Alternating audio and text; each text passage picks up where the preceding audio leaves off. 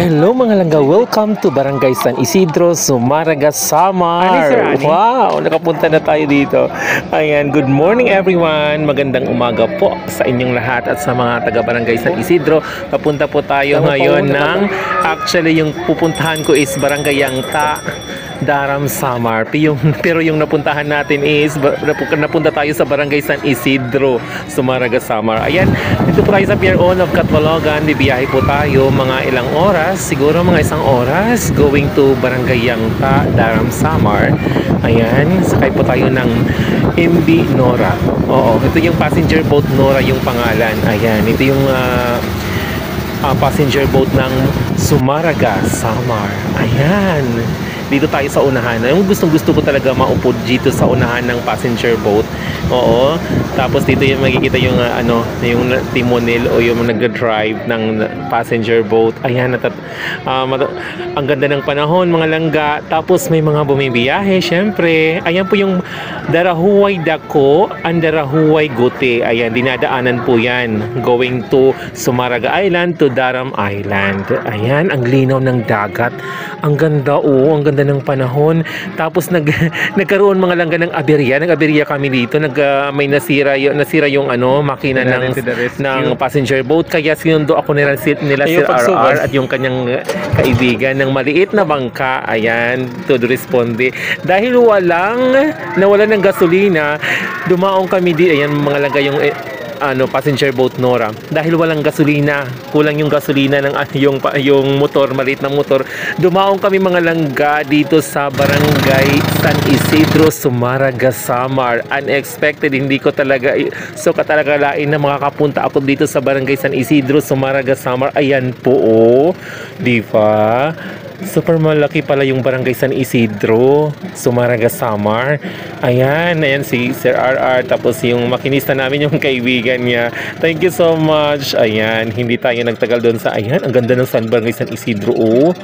Super lawak, parang super haba ng barangay. Tapos sa malayuan makikita mo yung mga magagandang bahay, malalaking bahay. Ang daming malalaking bahay dito sa Barangay San Isidro. Ayan, dito tayo dadaong sa kanilang pantalan. Ayan, dito na po tayo. Ay, ang ganda, super linis ng dagat, mga langga. Ang sarap maligo. Wow. This is Barangay San Isidro, mga langga. So ayan, dumaong na nga kami. Bibili kami ng gasoline actually. Yung lang namin dito, yung pakay lang is bumili ng gasolina para makauwi sa Yangta. Ayan, hello po sa inyo, sa mga taga Barangay San Isidro, as Isidro Hanon. Ayan, papasok po tayo. Ayan, dito po tayo. Ayan si Kuya, yung nag-guide sa amin. Sinama kami doon sa bilihan ng gasolina. Ayan. Oh, wow, ang ganda ng bahay, nasa na kitang-kita lang. Okay, dito na tayo sa kanilang arko. Yung nauuna si Sir RR. Ang kaganda dito, mga langga, may seawall na sila. Tapos ito yung tanong mga estudyante. Tanong natin si Sir Anisito kung nandito ba. Ayan, ang ganda. Wow, pasok tayo sa Barangay San Isidro. Super init ng panahon, mga langga.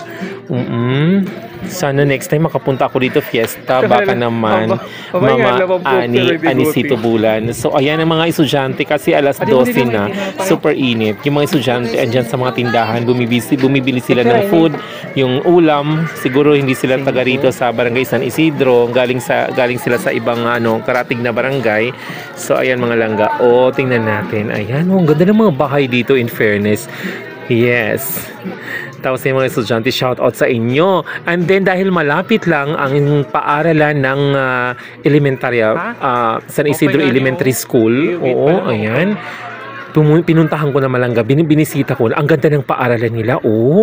Ayan, super linis. Tapos super, ang ganda ng kulay ng pintura. Love it. Gusto ko talaga yung kulay na yan, yellow and green. Diba? Ang ganda ng mga bahay dito. Modern style, wow. Ayan, gusto kong pumunta doon sa dulo. Ayan, gusto ko sana pumunta doon sa dulo, sa Puro 4. Pero hindi na ako nakapunta, mga langga, dahil wala tayong payong. Tapos nagmamadali yung kasama ko. So ayan, nag-zoom na lang ako. Ayan si Sir RR at yung kanyang kasama. Ayan. So ito lang yung very lang tayo. maikling oras lang yung ginugol natin dito. Hindi ganun katagal. Hindi na ako naglibot ng Barangay San Isidro. Pero shout out po sa lahat ng mga taga Barangay San Isidro. Ayan, may seawall po sila. Ang kagandahan dyan is hindi basta-basta yung alon makakapasok dito sa barangay. So maprotektado yung kanilang mga sasakyan dahil sa seawall na yan, which is good, di ba? Shout out sa inyo, taga Barangay San Isidro. Oh, ang pangganda ng barangay nila. In fairness. O, di ba? Wow! Lunchtime ito mga palangga, hindi pa talaga ako kumain dito. Nagugutom na ako. Bumili na lang kami ng food. And shout out dito sa mga taong nandyan sa ano na yan, sa mga bangka na yan. Nakilala ko nila. Ayun yung vlogger ko, no? Sige, shout out mo kami. O sabi ko, kung kumaway kayo mga palangga. Ayan, kumaway. Shout out sa inyo talaga, as in. Na-appreciate ko yun dahil super malayuan nga ako doon sa sasakyan nila. Pero tinawag pa din talaga ako mga langga. May mga followers pala ako dito na mga mangingisda. Hello po sa inyo, nakaka-proud kayo ang tsatsaga ninyo. Continue. God bless po sa inyo. God bless po. Ayan, thank you so much, na appreciate ko po yun. O diba, hello po sa lahat ng mga taga Barangay San Isidro, Sumaraga, Samar. O diba, ayan, papunta na po ako ng Barangay Yangta, Daram, Samar. Dinaanan po namin itong barangay na to.